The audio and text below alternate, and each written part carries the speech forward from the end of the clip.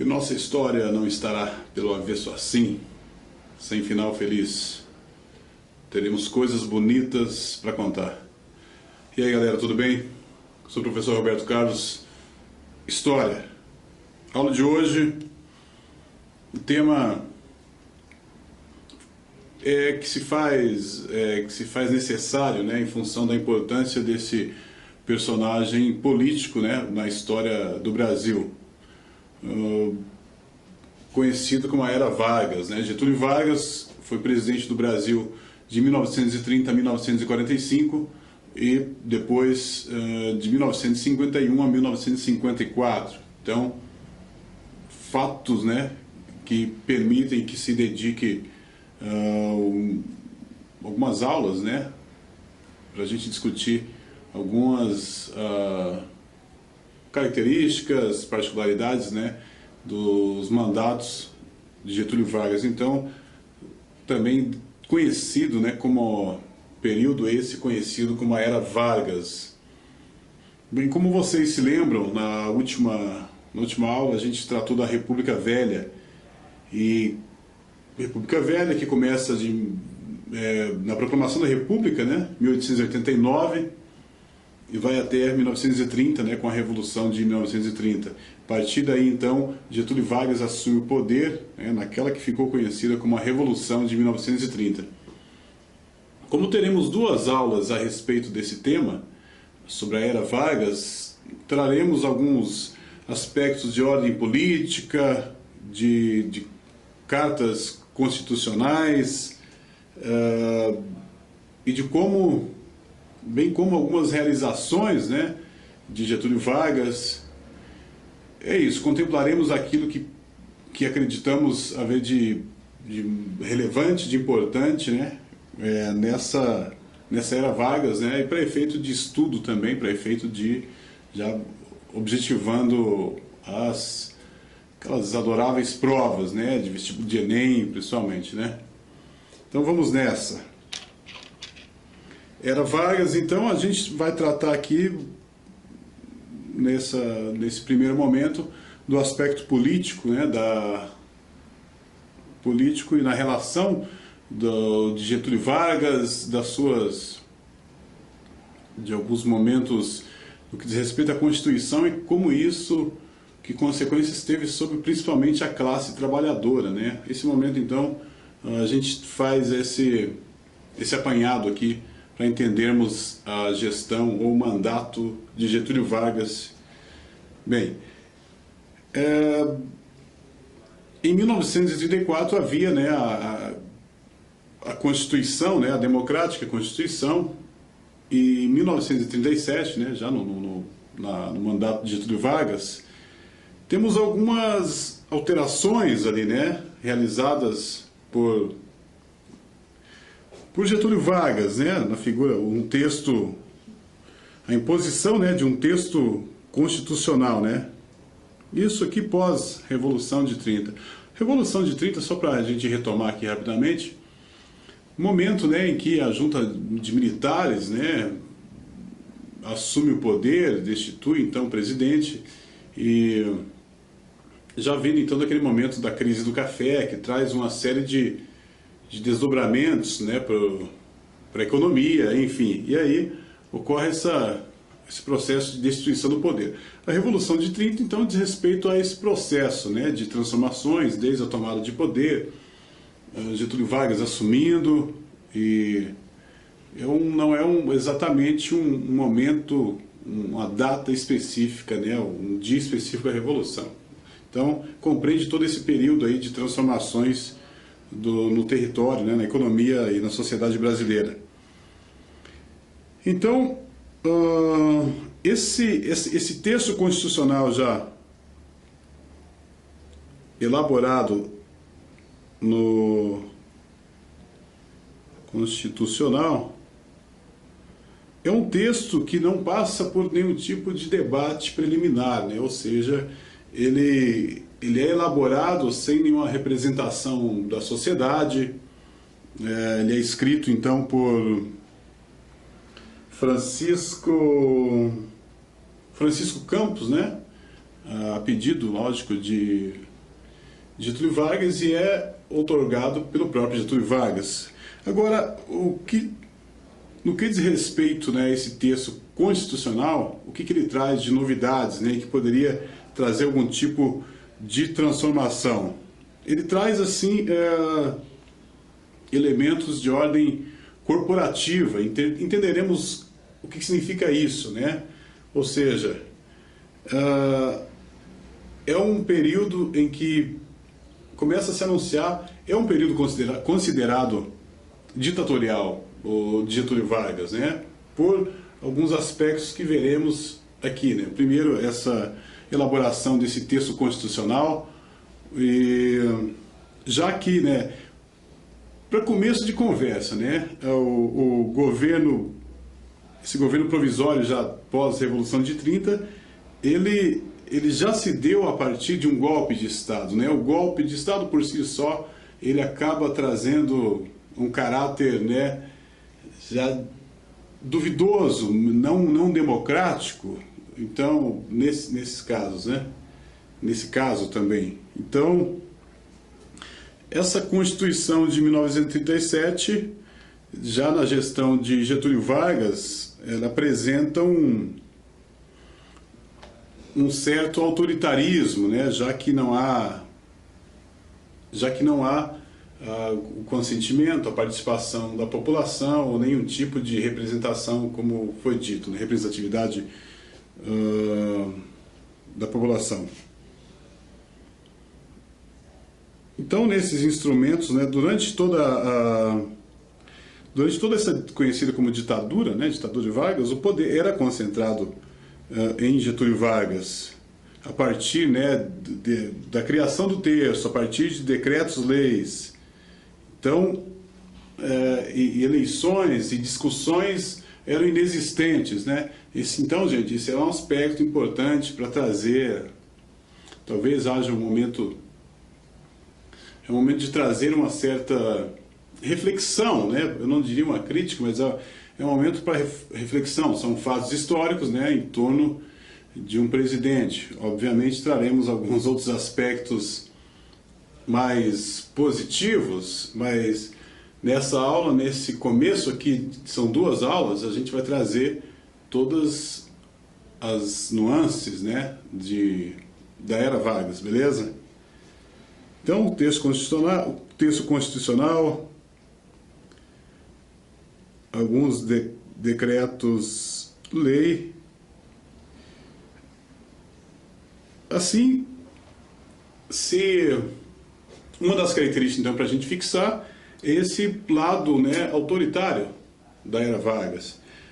Texto constitucional e decretos-lei que eram, como eu disse, memorizem isso, sem a participação, né, sem uma discussão prévia, sem debates preliminares, beleza? Fixem isso para a gente conseguir dar um andamento, né, conectar, relacionar isso durante essas aulas, né, durante a era Vargas.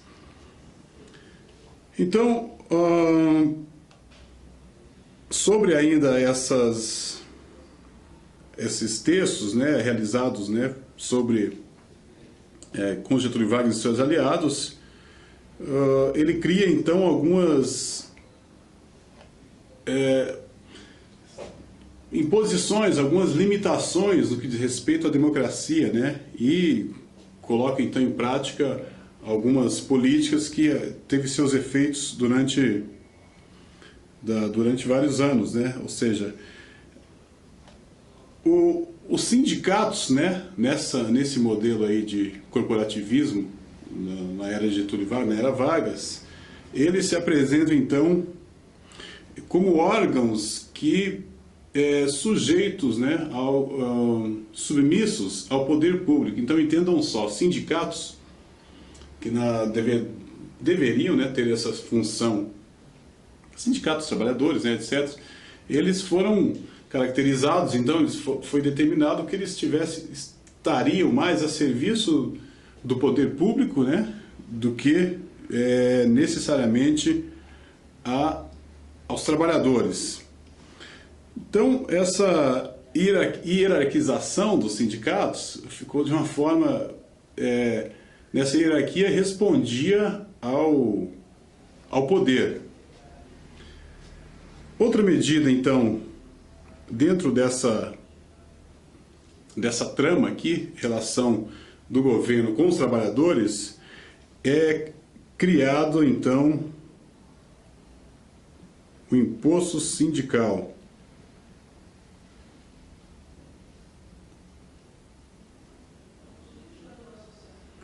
Então, esse imposto sindical determinava que os trabalhadores deveriam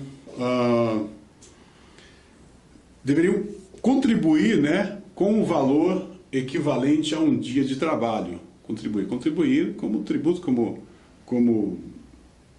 tributo ao próprio governo. Criava-se assim, então, esses recursos obtidos a partir desses impostos, ou dessa contribuição, centralizava-se, né, criava-se uma relação entre sindicato e governo, na qual os sindicatos, né, ficavam reféns desse governo. Aí surge, né, isso tudo para poder para legitimar o poder de Getúlio Vargas, porque a relação mais próxima com os sindicatos, né, que acabaram se submetendo, legitimariam esse poder, né, vigente.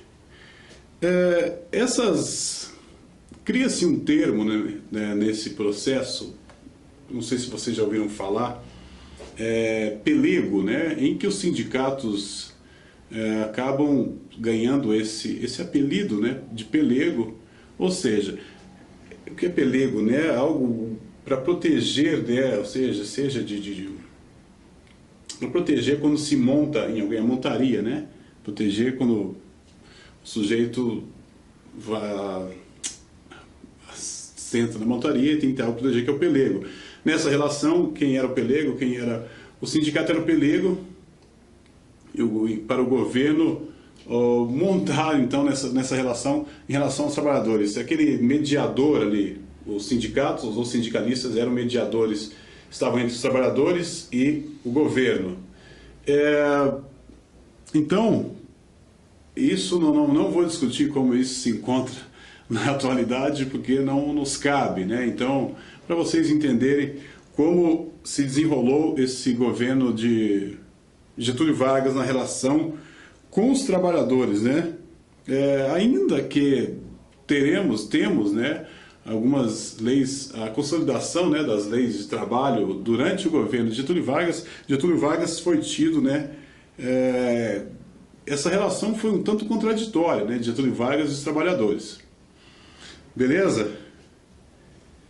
Então, sobre as realizações,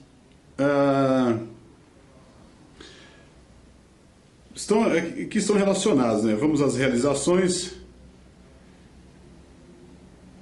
A gente fala então do processo, né, de industrialização que ocorreu justamente no governo Vargas. Bem, para que isso acontecesse, nós temos como fator, né, um propulsor dessa industrialização brasileira, lógico, a crise de 1929. Lembram-se? Temos uma aula, da nossa aula sobre a crise de 1929 nos Estados Unidos, que teve repercussões, que teve desdobramentos, né, sobre vários países, inclusive o Brasil, né? Como ela foi sentida no Brasil, né, nós abordamos, então, crise de 1929, até a crise, o modelo econômico do Brasil era de agroexportação. Que agroexportação é essa? Lembra-se que produto era exportado aqui de forma muito ampla? O café. Então, com a crise de 29, o café, essa crise do café, então, acaba determinando condições, né, gerando condições para o processo de industrialização brasileira. Então, esse é um momento importante dessa era Vargas, que a gente acaba contemplando um tema também, né, que eventualmente cai em Enem, que é a industrialização brasileira, né? data de 1930, né? Se a gente pensar uma resposta pronta para a industrialização brasileira, todos nos lembraremos, né, que ela ocorre na década de 1930. Então vamos a ela, né? Essa concentração, então, já da riqueza no eixo ali Rio-São Paulo, né, em função da própria produção cafeeira, principalmente em São Paulo, faz com que a primeira região, né, a se industrializar seja, é claro, a região sudeste. Então, alguns aspectos aqui, alguns fatores que contribuíram, né, para que ocorresse essa fase de industrialização no Brasil, né, mas principalmente na região sudeste. O que a região sudeste apresentava, né, que condições ela oferecia que favorecia a industrialização? Primeiro, né, a gente sabe já, vamos colocar como infraestrutura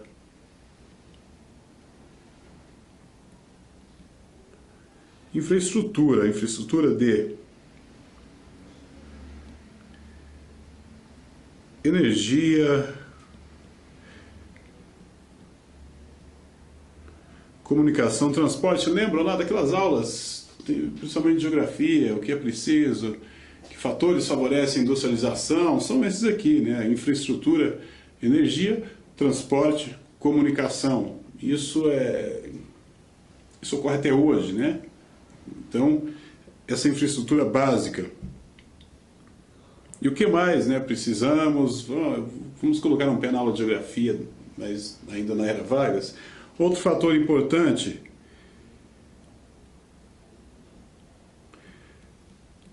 concentração de mão de obra.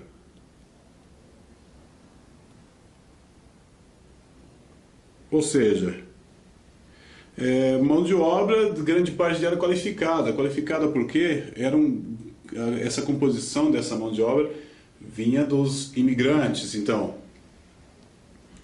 E o outro aspecto essencial, né, para a indústria, para a industrialização, é o nosso famoso mercado consumidor, ou seja, precisa de alguém para consumir. Lembram-se também, ainda quando o café predominava aqui na economia, nós tínhamos já instituídas as redes bancárias, ou a rede bancária, né, o que favoreceu também. Então, esse processo de industrialização, ele ocorre, né, em várias fases, nos mandatos de presidentes que vieram depois. Mas o momento, então, acredito que fundamental é nessa gestão, nessa era Vargas. Realizações, eu falei aqui, então, sobre justiça do trabalho, aqui no período Vargas, na era Vargas, em que ocorre a criação da CLT. Imagino que vocês saibam, mas nunca é demais lembrar. Consolidação das leis do trabalho. Então essa CLT, né, ela traz uma série de itens, né, que traz mudanças, né, na relação, nos que diz respeito aos direitos do trabalhador, né, é instituído então o salário mínimo, né, e a própria justiça do trabalho, né, a ideia de você resguardar os trabalhadores, né, a partir de aspectos de itens, né, previsto nessa lei. Então, como eu disse, Getúlio Vargas, apesar daquela relação aqui anterior que a gente mencionou com os sindicatos, ele criou essas leis importantes, né, importantes até hoje, né, que se mantém aí com essa relevância no que diz respeito aos direitos dos trabalhadores. Infraestrutura, né, esse momento que a gente falou aqui, já da ideia da própria infraestrutura gerada no processo de industrialização, que foi aqui de transporte, comunicação, energia, já citadas no processo, contempladas, né, no processo de industrialização. E aqui, novamente, realizaremos alguns empréstimos aqui, né, da ciência geográfica, porque é no governo de Getúlio Vargas que é criado o IBGE. Então, qual a importância do IBGE? Bem, Instituto Brasileiro de Geografia e Estatística, ele tem alguns propósitos, né, importantes e que deveriam, que em alguns momentos vieram a ser contemplados, né, por outros governos, para efeito de conhecimento mesmo, conhecer o seu país, conhecer o seu território, as características econômicas, sociais, culturais, entre outras, para se poder criar formas de desenvolvimento, né? Enfim, vamos ao IBGE. Então, é um órgão estatal, né? Vamos colocar aqui, ele surge então com o discurso de retratar o Brasil, com o discurso não, com o propósito, né? Retratar o Brasil, né, para se obter as informações necessárias para que se pudesse oportunizar, para que se pudesse implantar algumas medidas a fim de melhorar essas condições nesses territórios, nessas regiões do Brasil. Então, sobre o IBGE, esse órgão fica então encarregado de elaborar documentos, né? Documentos,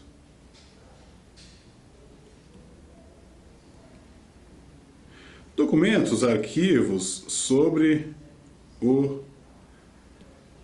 território brasileiro. Então, o objetivo era reconhecer, conhecer, para assim coordenar algumas ações, né, algumas ações públicas, algumas medidas, políticas públicas que viessem a contemplar então essas pessoas a partir já da identificação dos problemas de cada região, né? Essa aula, nesse finalzinho, agora está ganhando um caráter geográfico que é inevitável, pessoal, essa troca, né, entre essas ciências. Então, nós temos também a gente estuda em geografia, né, das regiões sul, norte, mas como sudeste, nordeste, mas como surge isso? Essa divisão, pessoal, inicialmente ela é feita pelo IBGE, é tido como um dos trabalhos mais importantes, né, mais relevantes do IBGE, que foi a divisão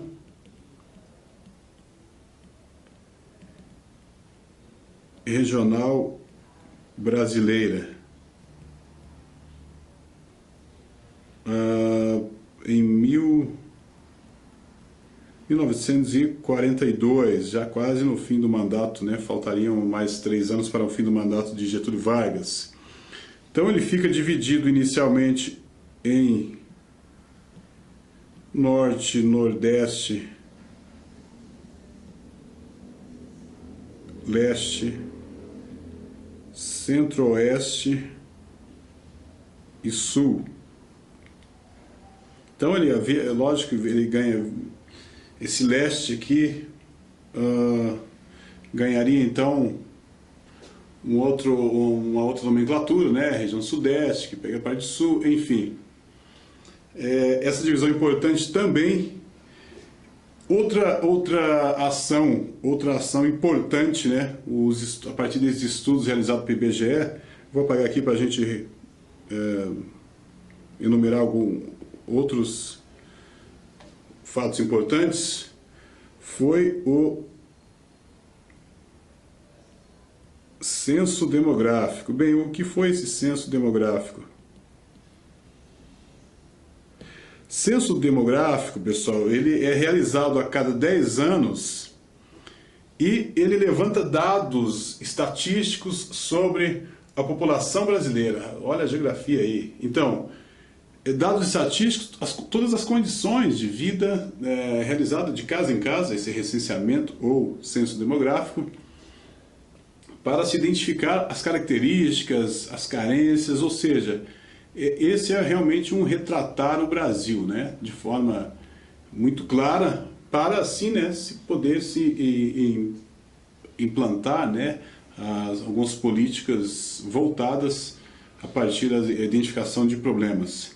Então esse é um instituto que está em constante reformulação, né? Então são obtidas informações quantitativas, qualitativas, a fim de que se possa coordenar assim ações em torno do território brasileiro, né? Para se poder transformar socialmente, né, o território brasileiro. Galera, Era Vargas, esse foi o primeiro momento. Então tratamos de algumas realizações, da característica, né, principalmente de ordem política, como Getúlio Vargas mantinha-se no poder, né, em que condições, com que tipo de práticas, a relação dele com os trabalhadores, algumas realizações importantes, e o processo de industrialização, né, que foi uma marca importante e foi, coincidentemente ou não, no mandato de Getúlio Vargas, né? Óbvio também que a gente trouxe aquela ideia do contexto, né, da crise de 1929 em relação ao café, e finalmente a criação do IBGE, né, que ele traz um aspecto, apesar de ser geográfico, né, ele traz um aspecto histórico, né, no que diz respeito de um legado, né, pode-se chamar o IBGE de um legado para os mandatos para os presidentes futuros, porque ele trouxe, né, alguns estudos ainda atrás.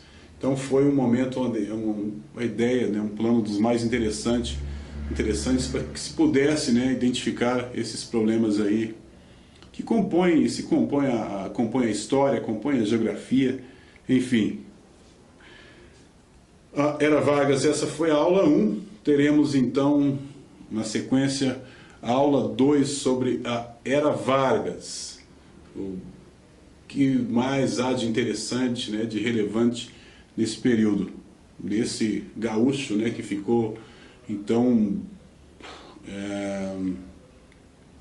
registrado na memória, né, desse país, né, um político importante, sem tendência, mas ficou marcado na história do Brasil. Beleza, gente? Conto com vocês na próxima aula e vamos lá, vamos nessa, vamos concentração e, como eu sempre digo, conectar esses fatos aí ao longo da história, para que no dia da prova, né, as coisas fluam aí tranquilo. Beleza, gente? Grande abraço e até a próxima. Valeu!